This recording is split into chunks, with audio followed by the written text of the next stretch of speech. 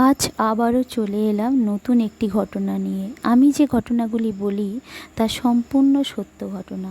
প্রথমে আমার ঠাকুরের চরণে জানাই শতকোটি প্রণাম এবং বড়মার চরণে জানাই প্রণাম এবং সবার থেকে জানাই রানন্দিত জয়গুরু। এবার শুরু করছি ঘটনাটি।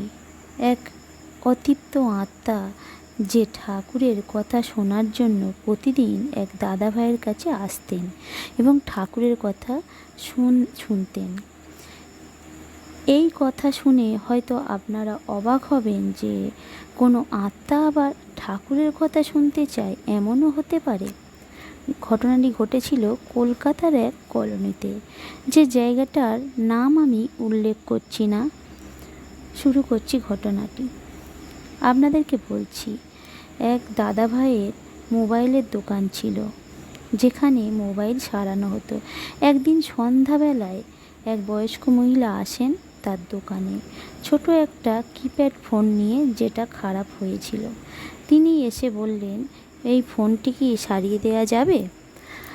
তখন সেই দাদাভাইটি বলল, হ্যাঁ যাবে, কিন্তু 200 টাকা লাগবে। তখন মহিলাটি অনেক চিন্তা করে বললেন যে একটু কমে হবে না?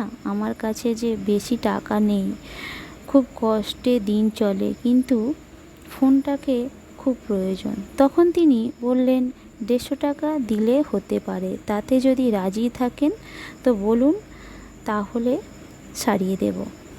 বৃদ্ধ মহিলাটি বললেন যে তাই দেবো।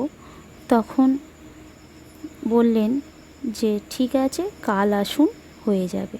দাদাভাইটি ছিলেন ঠাকুরের দীক্ষিত। তিনি মহিলাটিকে দেখে বড় দয়া হলো। পরের দিন যথাসময়ে মহিলাটি আবার এলেন এবং লোকটি ফোনটি ও দিলেন, আর মহিলাটিকে জিজ্ঞেস করলেন কোথায় থাকেন আর কে কে আছে।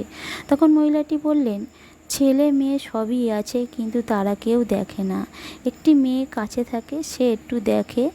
তখন তিনি মহিলাটিকে জিজ্ঞেস করলেন, আপনি ঠাকুরের দীক্ষা নিয়েছেন? তখন মহিলাটি বললেন, নেবার খুব ইচ্ছা ছিল, কিন্তু নেওয়ার হলো না। আমার ঠাকুরকে খুব ভালো লাগে, আপনি একটু ঠাকুরের কথা বলুন, আমি একটু শুনি। লোকটি তখন মনে হলো যে ইনি ঠাকুরের কথা শুনতে চান, তাই বোধহয় ঠাকুরের কথা বলছেন। তিনি তখন ঠাকুরের কথা বলা শুরু করলেন। এইভাবে প্রায় প্রতিদিন তিনি ঠাকুরের কথা শোনার জন্য ঠিক সন্ধ্যাবেলায় আসতেন আর দোকানে, আর তিনি ঠাকুরের দয়ার কথা শুনতেন।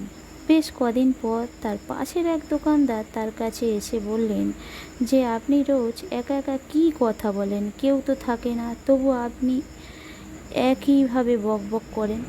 তখন তিনি বললেন যে একা বকবো কেন, একজন মহিলা তো রোজ আসেন ঠাকুরের কথা শুনতে, ওই গলিতে থাকেন বললেন, আর বললেন যে তার ছেলেরা কেউ দেখে না, তিনি একা থাকেন, আর এক মেয়ে আছে, সে একটু আধটু দেখে।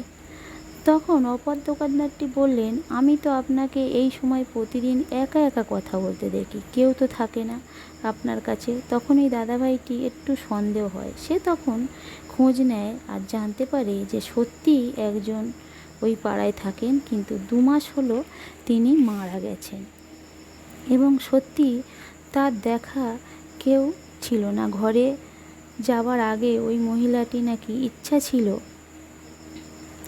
যে তিনি ঠাকুরের দীক্ষা নেন, এবং মরে যাওয়ার আগে তিনি অনেক চেষ্টা করেছিলেন যে ঠাকুরের তিনি দীক্ষা নিতে, কিন্তু তিনি কোনোভাবে ঠাকুরের দীক্ষা নিতে পারেননি।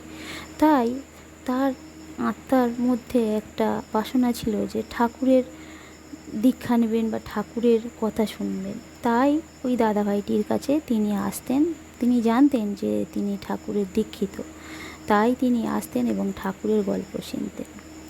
এইসব কথা শোনার পর তিনি ঠাকুরকে বললেন যে তার আত্মার যেন শান্তি হয়, আর তারপরে থেকে আর কোনো দিন তিনি আর ওই মহিলাটিকে দেখেননি। এইবার শেষ হলো আমার এই ঘটনাটি ভালো লাগলে লাইক, শেয়ার, সাবস্ক্রাইব করবেন ও সবাইকে জয়গুরু। বন্দে পুরুষোত্তমম, বন্দে পুরুষোত্তমম, বন্দে পুরুষোত্তমম।